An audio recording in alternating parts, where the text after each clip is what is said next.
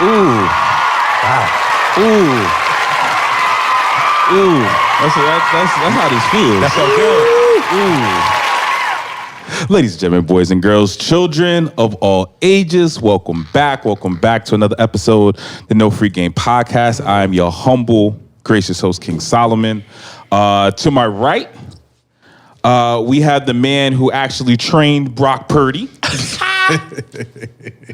fucking go. This man is actually the one who taught Kyle Shanahan the 49er playbook. Call it. Run it. Stop it. Joe Montana single-handedly asked this man to be the GM of the 49ers. The Big G Show. Because of class, ladies and gentlemen. Thank you, King. This is going to be a very, very fun episode. This is going to be a fun episode. Obviously, if you're watching, you can see there's somebody new to my left. But before we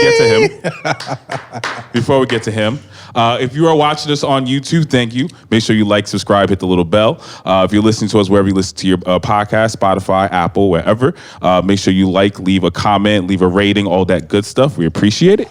Be a fan. To the person to the left of me, I think needs a special introduction. Yeah, let's go for it. This man probably runs 30 businesses. This man has also produced for some of the largest hip hop artists in the game. Lady Gaga. Probably one of the smartest people I've ever met. Bezos. Muska Jace. Let's make some noise for my good friend G for joining us today. Happy to have you here, G. Appreciate y'all fellas for having me. Of course, this is a very special day. G is somebody who I've known for probably like 5-6 years now, something like that. Right. It's been a hot minute. How'd you meet? How'd you two meet? I'm just today. I'm a big believer in fate. Okay. Right? Like fate and energy. So when the studio was being created, myself and my partner, we were meeting with a lot of people, talking with a lot of people, et cetera, et cetera. Shout out to my boy P. He was somebody that we were working closely with.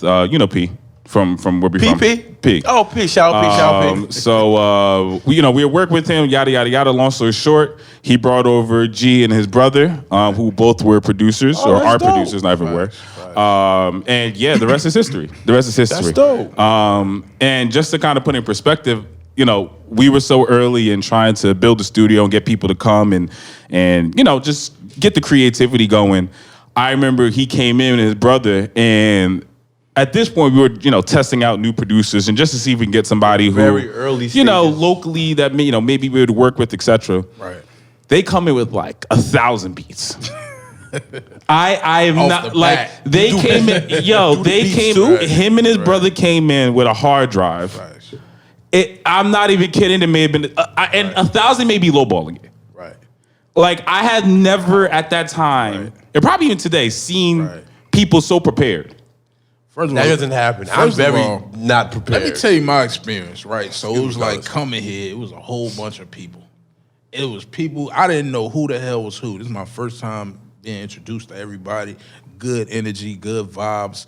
I love everything that's going on here. It's just a good scenario for me right now. Just felt it, very energetic. Basically, it was just like in my spirit. So, Solo, he was probably like one of the first guys I was introduced to, just opening the door, basically.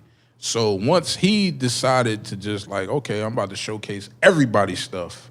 So now it's me playing Pictionary and shit. I don't know who the fuck. I can't match the voices with the artists. I'm just listening. But you hear shit.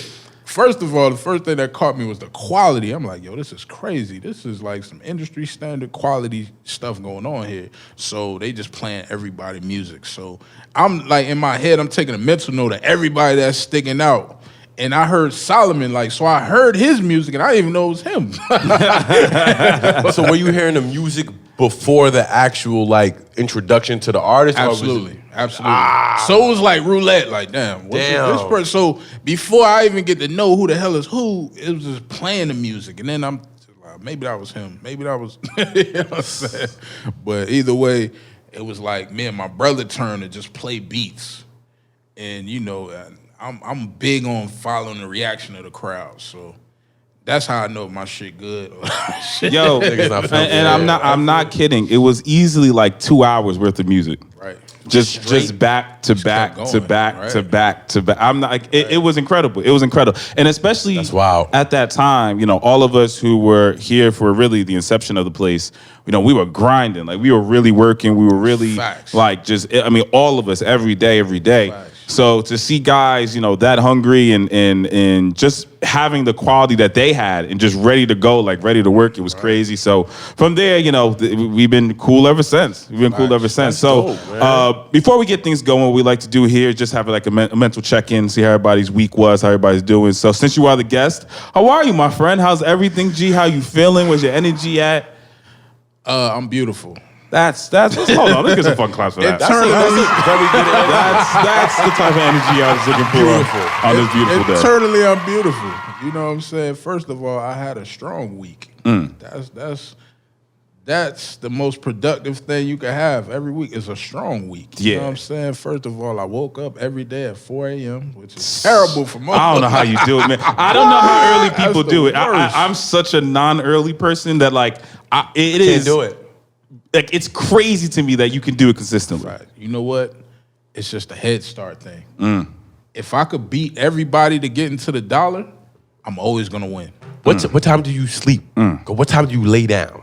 I could go to sleep at 2 o'clock and still wake up at 4 a.m. God bless you. You a machine. That doesn't stop.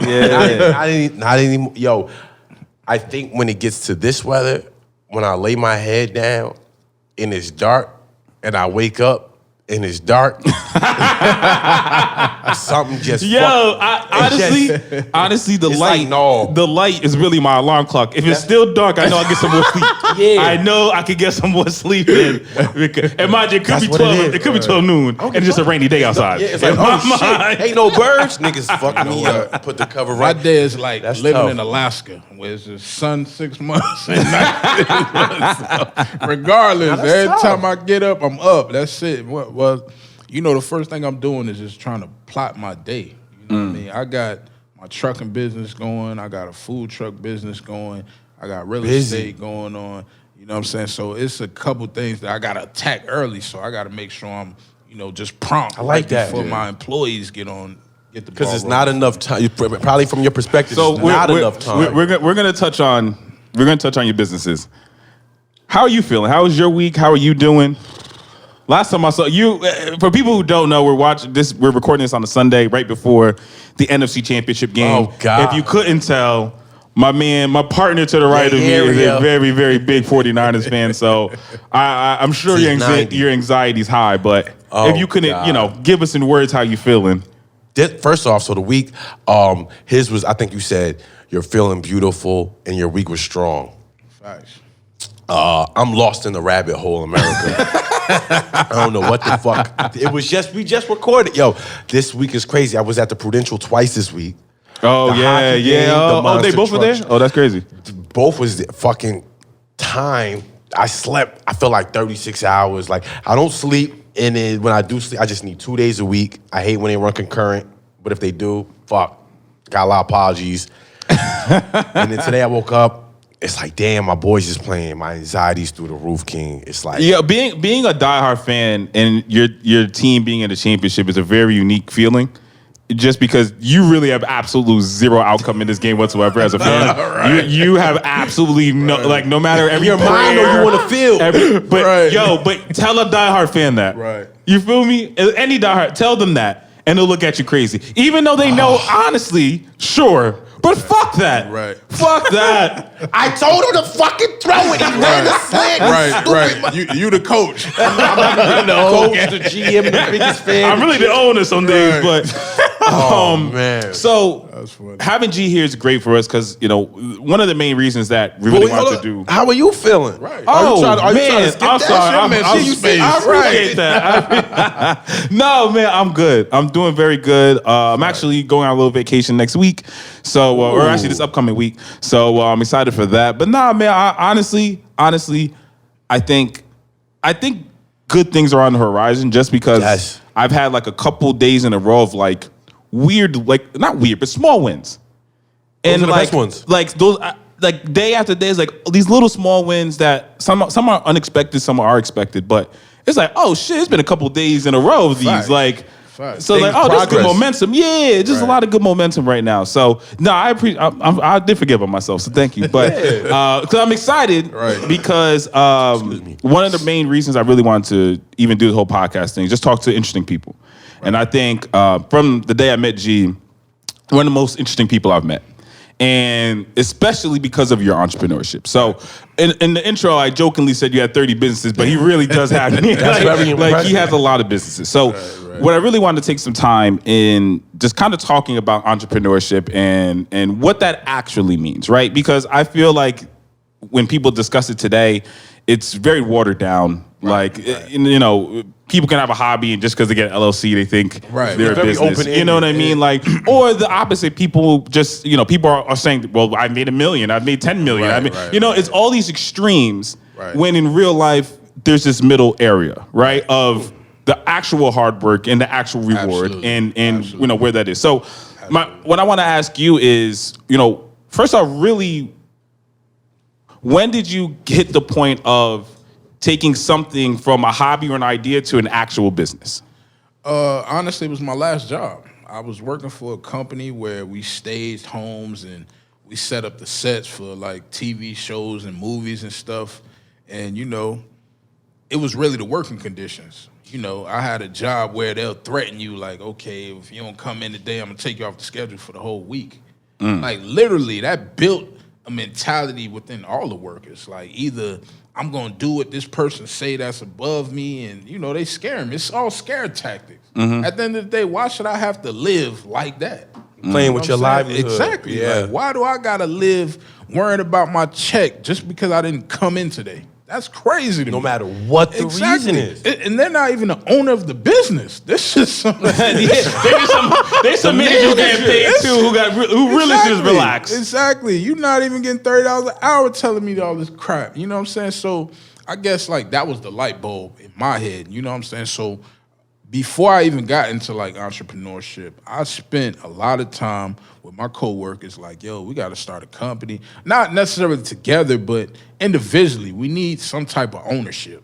At the end of the day, the lawmakers of today are the people who own things, not the people who work. Thank you. For the Okay, hit the button. That's thank you.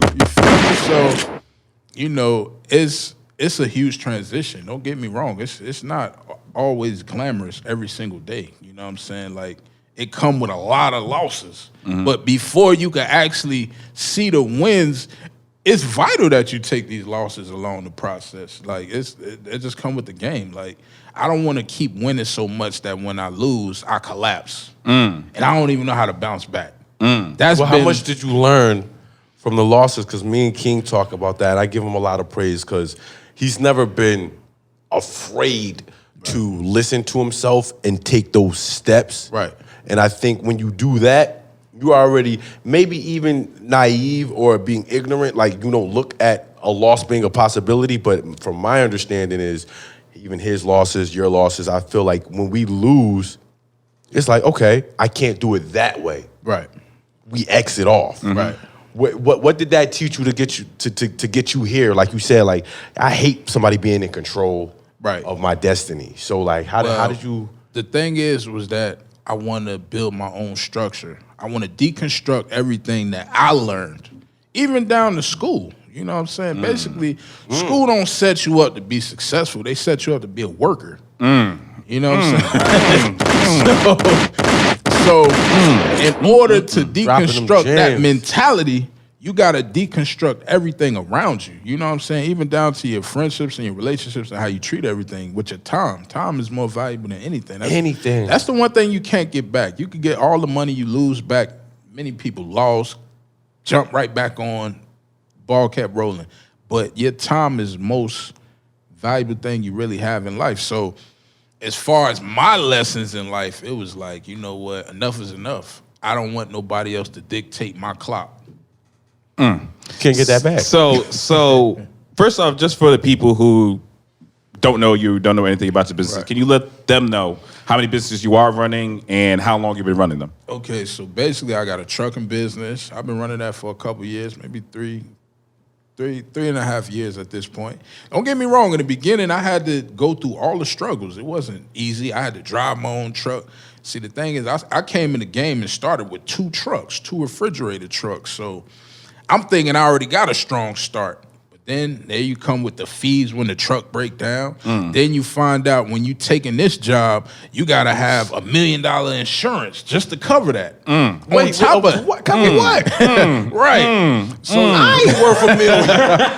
let me give you a prime example real quick. So, you got your regular insurance that just cover your truck, and then you got to have the insurance that cover the goods that you're transporting. Wow. So that's 2 separate insurances. That's something I didn't know.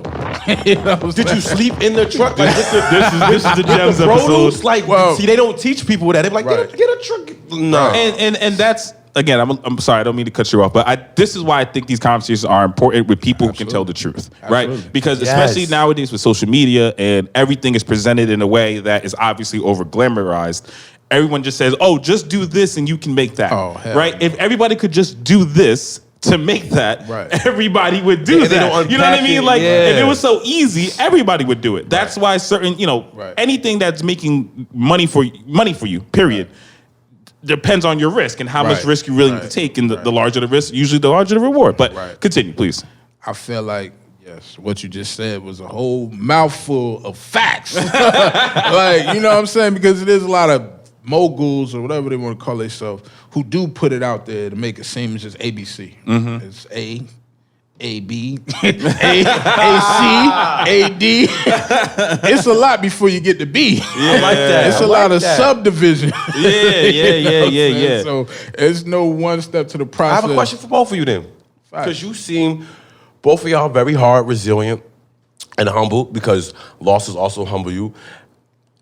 And with that, what do you think it was in you? Do you think this is an individual thing? Because everybody be like, oh, I'm a dude, I can cook. Well, everybody can cook fish and grits if they really want to, if you can read an ingredient. But what was it in you? Like, y'all have gotten here Right. because you refuse to stop or accept. Right. No, like you said, the subdivision shit's crazy, and even the ventures you've been in. What do you guys think this is like individuality? You just have to have this in you, or you can learn this shit. I'm gonna say this. I spent more years as a worker than a boss. So that goes to show anybody can convert from being a worker to a boss. Yeah. You know Yeah. what I mean? It really don't. It don't take special skills. It take the basic skills. Learning. You know what I'm saying? You gotta be that ambitious person to go above and beyond for your own skill set. Like, I wanna learn. I'm like interested in this, and I wanna drive this lane. I wanna go, you know what I'm saying? It's gonna be bumps along the road, but if you're that adamant about making something happen for yourself, you're gonna do it. Obstacles just a part of the game. You know what I'm saying? That's it. I mean, like so How do you feel, Ken? to answer that question, I'll even give you a story that has nothing to do with me. And I just think the story will really hit home. Okay. So I one of my very close friends, his sister, her name is Tamika Charles. Okay, Tamika Charles right now is a New York Times bestseller. Tamika Charles right now is a New York Times bestseller for multiple children's books. Okay, I know Tamika since I was a young man. She was originally doing teaching. She was doing everything but being an author. Okay. One day she decided, and I don't want to give her whole story because I'm sure, I don't want to overstep that Google boundary. Tamika Charles. But long story short, she decided one day to just up and change her life and become an author. Okay. And the final outcome is now she's a New York Times bestseller. So to answer your questions to like, is it? I think anybody can do it. I don't think there is this. I literally think anybody can do it, and that's why I do everything. Because I think this idea that this person's special, this person's this person that, I think it's just ideas that we are either told or just think in our own heads to basically defend ourselves for not doing something. Right? So, and I learned this mentality just from meeting so many different people who have different forms of successes. Some, whether it's money, some personal, whatever. It's never the secret formula. It's never like this big. like that. It's just more of I woke up one day and did X, Y, and Z, and that didn't work. So then I tried what this, drives and that then person? well, I mean, that's up to you. I think drive is completely subjective. Yeah, that's like an internal thing. That could be you one day just deciding I don't want this anymore. I want a whole new trajectory in my life. And what it's going to take to shift over here, this is what it's going to take. Whether I got to learn a new skill or take courses or whatever, I feel like that's just like an internalized thing. One day you're going to get fed up. And that's just that. You know what I mean? Now, you got the people who going to take action. And you got the people who just gonna complain what forever. I wanted to hear. But drive is also, drive is subjective, right? I know somebody who their drive was just to have a house in suburban America and have a little family. Right. That's their drive. But how many people do we know that achieve that they get that, and then they're still unhappy? So I do agree with I do agree with it being subjective, but I think it's circumstantial. I do think a lot of people but then what about the motherfuckers who are just workers? Because I don't think... But that's okay. Yeah, no. Right. I think it's okay, but I'm saying, like, I think everything plays a role, because I do think it was something that ticked in both of you that was just like, and even maybe you thought before, because for me, it was like, at a young age, I knew, boom, quick segue. My mother got that. It was 1997, 98, she got an Altima. And I remember seeing car commercials. And it was Mercedes and shit. So I asked her, Ma, how much this cost? And she said, it was like $30,000. I was always in the head. I was like, well, how much you make? She was like, 30-something thousand. I was like, as much as the car? At that moment, something clicked in me and was like, that's not right. I didn't know what it was, but it just was like, if that is that, and you make that, something ain't right. Right. I also just, even personally, I do think I'm a little sick in the head. But like, you gotta be. Because you're right. The drive to want to do something at a large scale, especially like any genius, any entrepreneur for the most part, there is something there. There is a uniqueness. Everybody's uniqueness is, again, their own, right? Yes. Like a successful tattoo artist is very different from like a successful banker, but they both had their uniqueness where their successes may be different, but they are successful in their own right. So I just, I think ultimately, and we'll get back especially to you and your other businesses, I just think ultimately, whatever path it is, whether it's entrepreneurship, whether it's work or whatever, I think if ultimately you can go to sleep and wake up and be happy with that decision, that's the ultimate goal. Actually, not everybody gets there, but that should at least be your goal. I think I can actually reference back to the actual moment for myself, right? That's what I want to hear. Okay, so somebody dragged me to like a meditation seminar or something. I'm like, oh boy.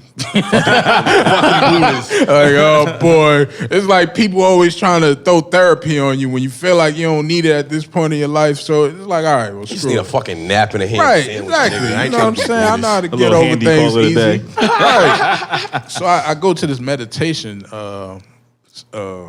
seminar. So basically what the instructor was trying to tell us to do was everybody close your eyes and don't think. So soon as I shut my eyes, all I did was think, just rushing. And that's when I realized, like, yo, I really can't turn this off. Like, that's dope. It's so much shit going on in my mind right now, I don't even know where to begin to cut this off. So that's when I kind of start applying that shit at work. Like, you know what? Every time I come to work and clock in, it's always drama, it's always this, always that. And thank God I only work with guys at that job. Because you know when you got the dynamic of women, it's always... Whoa. We love women in the workforce here in this podcast. We love women in the workforce here in this podcast. No, absolutely. Women in the workforce. Absolutely. And it's not even coming from... I love my woman in the kitchen. Absolutely. Oh, boy. This not even a sexist type of thing. It's more of like, you know what? I'm more focused. I've been in jobs with women and all we did was highlight the girls and sexual relationships. Yeah, I see. Too much up and down. Yeah. So when I finally got this warehouse position, I was just with all the guys. It was like, just work. We ain't got to do nothing extra. We go home, cool. But going back to the meditation is that, you know what I'm saying, half of that noise that was rushing through my mind, this environment was the cause of that. You know what I'm saying? So in order... You're going to get fed up Exactly. or change it. Exactly. So because of all this noise coming from this source, that's basically what meditation was telling me. Like, you know what? You got to free yourself from all those things that's keeping you either distracted, that's keeping you down, that's keeping you depressed, whatever it is, something that's just keeping a dark shadow, a dark cloud over you. In order to clear your mind, you have to take time to yourself and clear your mind. It's a whole Just process. get focused. Exactly. Good answer, y'all. In the moment I realized going to that job, just like, I just, every day I was amped to go to work just because I'm like, yeah, I'm getting a decent paycheck. I'm getting like $1,600 every 2 weeks or something. I'm thinking that's good money. May I ask how old you were around this age where you had these thoughts or wanted more? Like when you really was like, I'm going to tap in. Well, let's say I'm 32 right now, soon to be 33 next month. So this had to be when I was at least like 27. So it's fair. It's around a fair the transition for me. Was that around the same age? Because we're all the same age. The age thing there was, I think, something that's interesting. And I want to ask you and how you feel, especially when it comes to age.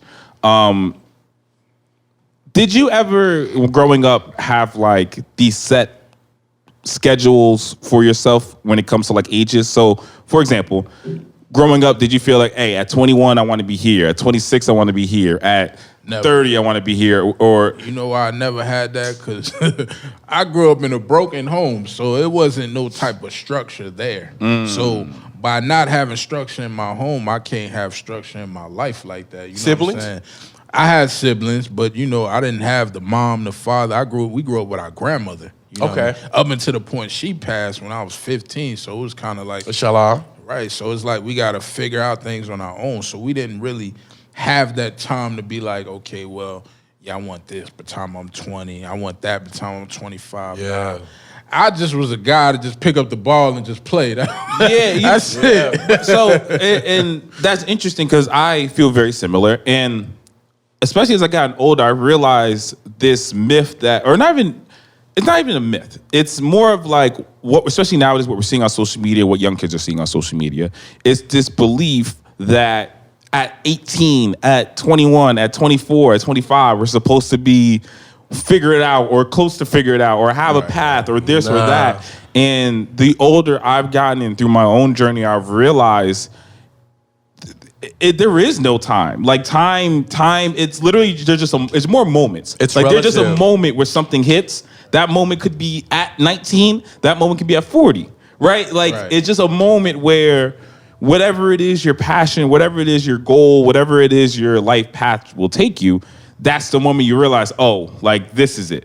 So I just find it interesting that the age where you said you kind of had this epiphany, and it's almost like damn, like I the more and more I talk to people, the more I see like late 20s, early 30s is where everybody's like, oh shit, like I ended up doing this and now they're whatever. But it's always, it seems like around that age where it's like, You know what? oh shit, that's it. I feel like your early age, all you hear is the get rich quick scheme stuff. Oh my God.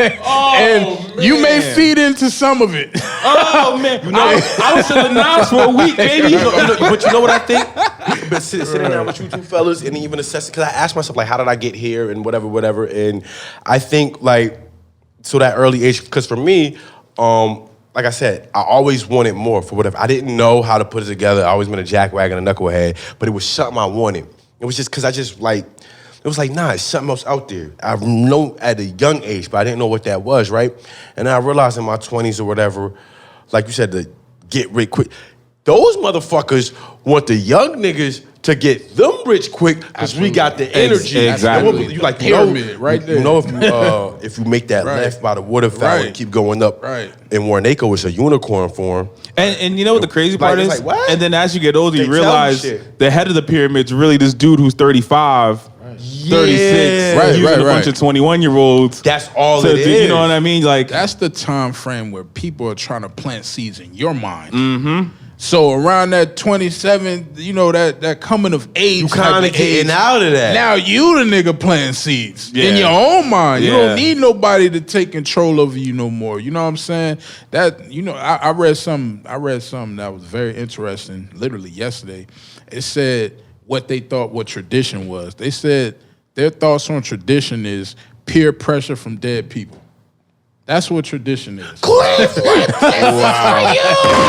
Ain't that something crazy? Say it again, G. Wow. Tradition is peer pressure from dead people. That's fucking That's tough. crazy. When I read that, I felt that. I received that. I connected to it. Because then I'm starting to think about certain traditions. Like, hold up. Who the hell started this? That's crazy. That is. It's no significance to this. Nah. And I think the realm. Where we at, King? Yeah, man. So one more question for you, G, that I really wanted you to touch on for people. We discussed losses and kind of the effects those can have on us. If you can just think of one specific scenario where it was, a loss that you either prevented or a loss that ended up taking place in regards to your business. And what was your mentality in trying to fix it? Well, you know what?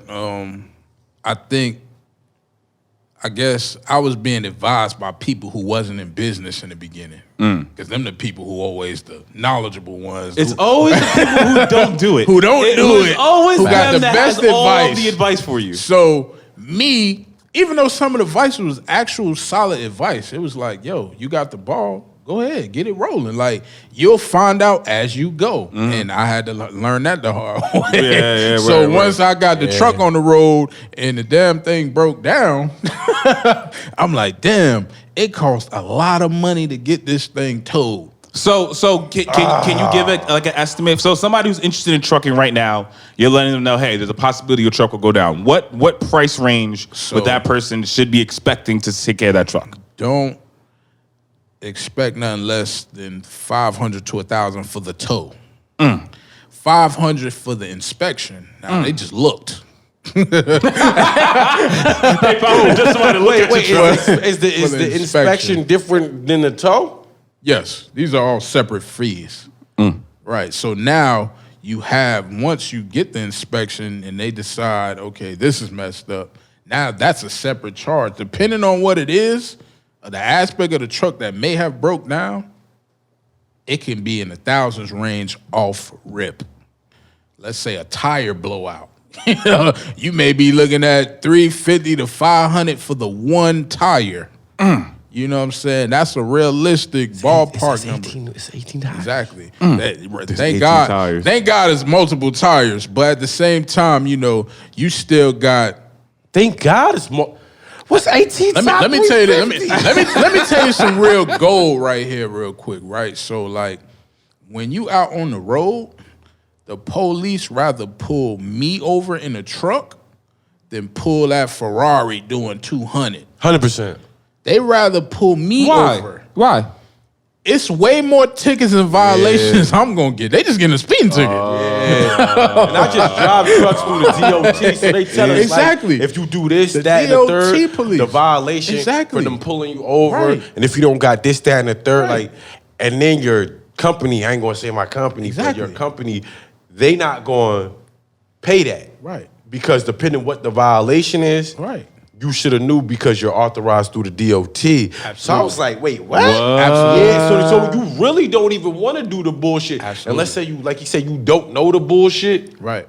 Nigga. Right. What? The money goes up drastically. But That's crazy. one thing that I did learn that I didn't do, I came in the game all cash. What I really should have did was gone ahead and go like get a loan through like Navy Federal for my business. Like that startup cash, that 50K, that 25K.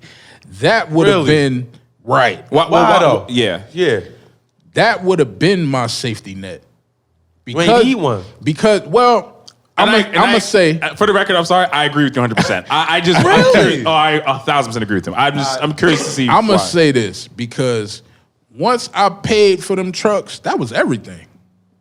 So let's just imagine I used all my money, bought these trucks, and it broke down before I even made it to the first job. I have to come more out of pocket, even though I'm at zero right now.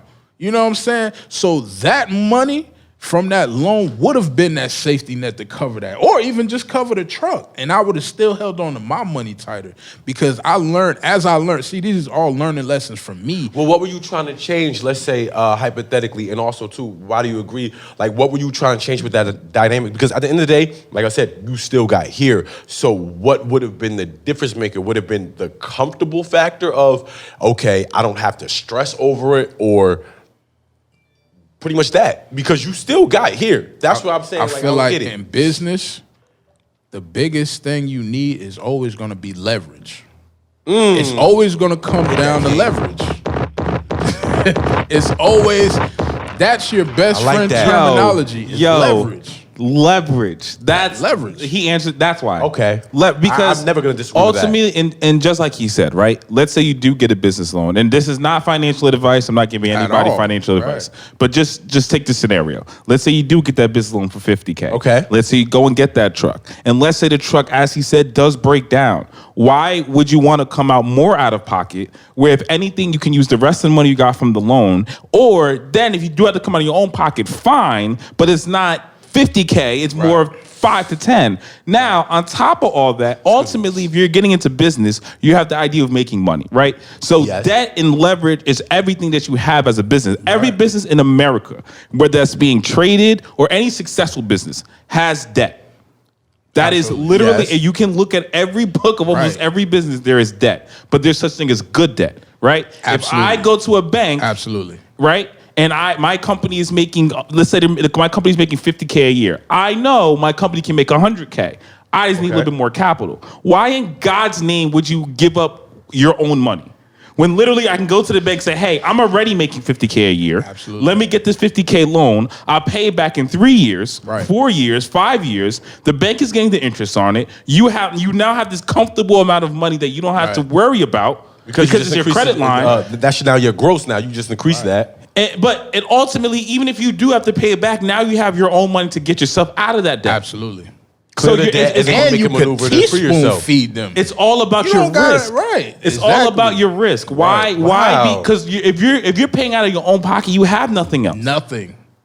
Unless you just rainy day money. Unless you got the capital like that, in which case it's a different conversation. Say you don't have it. Most people don't. Most people don't. Let's keep on that. So realistically, you don't have the capital to just lose this $25,000 like that, right? So you can't get it back as fast when you spend it. Period. You might not get it back at all. Period. Facts. Let's just be realistic. And again, I'm not an entrepreneur. I do understand the concept. Clearly. I do what I do, but you are an entrepreneur. Every entrepreneur understands it's all about risk management. Absolutely. It's 100%. All about risk management. You know what? That is how you run a business. Let me tell you something. I didn't learn that till later because going back to what I said, listening to all the experts who don't have businesses tell me, if you get your money involved, it's better that way than dealing with the bank, and then you got debts and all that stuff. And I didn't understand that concept of good debt. Nobody does. Nobody. I joke about this. That's what the gurus don't tell you. And I joke about this all the time. I probably just learned like last year, right? Like it's not like I'm this guru. It's insane when you do learn it, how basically nobody has any idea about it. You know who the king of good debt is? Donald Trump. 100%. King? No, he's terrible at it. He's just a public figure we know. But that, like, Donald Trump and his business dealings is just a small blimp of what's really going on. And I'm not gonna make this too deep. Right. But it's just the understanding of how to manipulate a system. Because ultimately the system is there, it's in place. But it can be manipulated. Everybody knows that. So there are legal ways to manipulate that system. He's the king of making sure that happens and work and sweating in his way. And again, when I say about people thinking like it's secret sauce, it's just I just changed my name on this document to this one. That's it. Like it's like these little things that like people think are like only the super elite know. You know why people package it up as a secret? Because it's like that old saying: the game is to be sold, not to be told. They just telling you the same shit you already know. Exactly. And now, you know, the funny thing is, boots up, get to work. The funny thing is that the people who never heard the secret, quote unquote, as soon as they hear it, they're like, oh, Like it's it's something new news to them. Like, yo, they just said some basic shit. You could have did that years ago. Yeah. So how y'all broke that shit down is where I fall asleep reading before I go to sleep. Like, I'm about to learn this shit. Gary D put me on it, right? But just innately as just like a hustler and understanding money, I don't give a fuck what it is. Like, I just was telling my lady, you always want to spend somebody else's money if you don't have to spend yours. Absolutely. Always. But it ain't fuck it off. It's double it, but if you can, triple it. And you lucky if you can quadruple it. Hey, man. Because niggas don't understand that. Now, how y'all put that shit down, God bless. But that's dope. That's dope, James. Dropped it. We gonna do something. That's tough, man. That's tough, G. That's tough. This is a gem episode. People who rich, they still get loans for their house. All the time. So Rich people don't spend their own money. Their money could just go into money market accounts the whole time. Woo, we go too crazy now. Hold on. Let me reel this back here because we're going down a rabbit hole now. We're going down a rabbit hole. So I do want to make this episode not so much business oriented. We can have a good time. Right. Let me say just one last thing. thing. Yes, please. Let me say one last thing because gems. you know how people always say everybody ain't meant to be a boss? It's not for everybody. Some people meant to be workers. Let me tell you this. Let me tell you my personal views. This is me. Everybody is meant to be a boss. Not everybody's meant to be a leader of staff. But you can have companies where you don't have a staff, but you're still the boss. And you can run your whole company. That's like anybody working remote. You basically your own boss in your pajamas. So I want to get some claps going here. So before we head out, I figured it'd be fun because I didn't want to make this whole episode so much businessy as we did, but this is fucking gems. Are you single at this moment? Absolutely. Perfect. So we've been waiting for a single man to hop on because both of us are in dedicated long-term relationships. Hardcore. So with that being said, my first question to you is, what is the dating scene right now for a single person?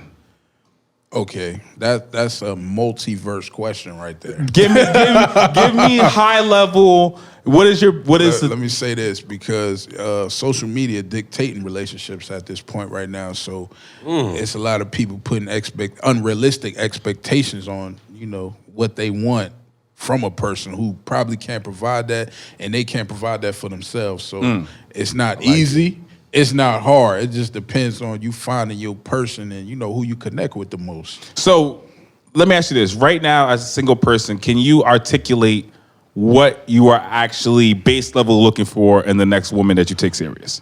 What are just baseline, all right, she has to check off this. You know what? I'm no longer superficial as I was when I was like a kid. You know what I'm saying? Like where looks is the thing I value. What I value now is more like a female with integrity, somebody who got a good head on their shoulders, somebody who focused in life, you know what I'm saying? Somebody who inspired me, I could inspire them. We receptive on communication, all the good stuff. I like that. Would you date an OnlyFans model if she had all those things? For sure. Ooh, I'm already in the business world. I'm already in the business world. We could both be moguls. You do your thing, I do my thing. All right, so is there a red line for a woman's occupation for you? A red line? Or a red flag? Like, all right, she works in this industry, no good. You know what? I really hate to be judgmental as far as like what my partner does with their time, because it may be something that they just really adamant and believe that that's what they want for themselves. So I try to keep my opinion kind of separate. So whatever they feel like they want to spend their time doing, I just like to typically support. Look at some fucking claps for that. That's a real fucking man.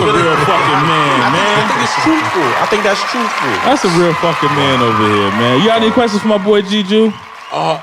Well, not questions, but a little bit of a segue, more or less. Like, it seems like he knows himself and can decide and decipher what space he wants to put himself in as far as where he's already at. Absolutely. So G seems like the type of dude who knows what he wants and knows where he's at and what's complimentary. Because a lot of niggas act like Yo, I was with this stripper, man. She was some bullshit, breaking my. Yeah, you didn't know that. That means she did her job well. You know what I'm saying? Right. So, you know what? So you do know yourself well. So then now, this is a good question, I think. What can you say you feel is your biggest weakness right now? Hold up. Let's dissect that's that a good question. fucking question. Let's That's a good dissect that a one. little bit. Let's I dissect can't answer that, so I'll wait. Like I said, I'm past like the superficial stage in my life, so I can't say I have like a weakness for the chick with the fat ass and the crate. Like I have no, that's not a weakness for me. You know what I'm saying? Like especially when you kind of experience some of that already. Like okay, it phased out. You know what I'm saying? Just because she got the fatty don't mean she the freakiest chick. You know That's true. Honestly, and correct me if y'all, gentlemen, let me know if y'all think I'm correct or not. I actually, not anymore, because I'm in a very happy, committed relationship. In my past, Okay. I found the women with the baddest bodies actually are the worst when it came to intercourse. Prude. Yes. Well, you know what? I think that's always going to be a person-to-person scenario. But, you know, I think with society telling these girls they should probably scope their body this way and that way. Yeah, that's nowadays. They never really had them freaking intentions before that surgery. Nowadays, a goddamn RN can have a goddamn 40-inch booty. That's Right. Out of this world. Fucking part of the city, girl. Out of this world. different. Yeah, I mean. Okay. Nah, but I think I get what you're saying. And as far as you saying with the superficial, I think the biggest thing now, social media fucked a lot of the game up. And even for our young viewers or whatever the case may be, understand that the visual, I don't care how bad a shorty is or her butt fat or whatever, that will never hold you down. That will never raise your kids. I went through it too, fellas. King, no, we'll keep those stories for another day when our insurance goes a little higher. Yeah. I don't pay enough money in insurance.